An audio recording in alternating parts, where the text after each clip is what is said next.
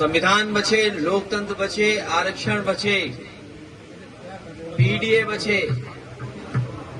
और बाबा साहेब भीमराव अम्बेडकर जी के रास्ते पे चल करके हम लोग डॉक्टर राम मनोहर लोहिया का सिद्धांत जो समानता का है, गैर बराबरी को खत्म करने का है, दाम बांधो नीति को लेकर के आगे बढ़ने का है, उस दिशा में हम लोग काम करेंगे।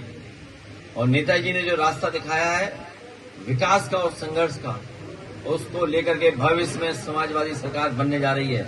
इसीलिए भाजपाई लोग घबराए हुए हैं, इतने घबराए हुए हैं कि अब उनके मुंह से विकास के अलावा विनाश ही निकल रहा है। विकास कम गिना पा रहे हैं।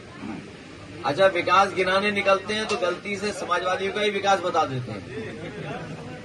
तो इसलिए विकास उनके एजेंडे में नहीं है, नौकरी उनके एजेंडे में नहीं है, उनके एजेंडे में रोजगार नहीं है, किसान कभी इनके एजेंडे में नहीं रहा। और किसान अगर इनके एजेंडे में होता तो हमारा आलू पैदा करने वाला किसान और कोल्ड स्टोर चलाने वाले कारोबारी लोगों को नुकसान नहीं होता, उनको लाभ पहुंचता। आलू को खरीदने का वादा किया था, 1 किलो भी आलू नहीं खरीदा उन्होंने। मंडी को चौपट कर दिया और किसानों के लिए एक्सीलेंस सेंटर बनाए गए थे जहां उन्हें बीज और अन्य चीजें उपलब्ध हो रही थी। नए जमाने की सब्जियां, नए जमाने की टेक्नोलॉजी के साथ उन्हें लाभ पहुंचता, उसको भी इन्होंने बर्बाद कर दिया। देश का सबसे मॉडर्न काउ मिल्क प्लांट लगा, वो भी बंद कर दिया। कार्डियोलॉजी डिपार्टमेंट का पता नहीं क्या हो रहा है। कैंसर इंस्टीट्यूट के साथ साथ यहाँ कैंसर का इलाज होता, वो पता ही नहीं क्या हो रहा उसका।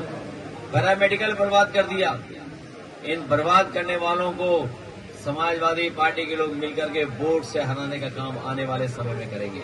और बर्बाद करते करते इन्होंने आगरा लखनऊ एक्सप्रेस वे भी बर्बाद कर दिया है, उसका भी मेंटेनेंस नहीं कर रहे हैं लोग। इसलिए हम अपने कन्नौज के सभी भाई बहनों को सावधान करने हैं कि बीजेपी के साजिश षड्यंत्र में न उलझें। समाजवादियों के विकास के रास्ते पे चल करके हम लोग कन्नौज को और ऊंचाई तक पहुंचाने का काम करेंगे। आज बीजेपी अपने सामने बना रही है।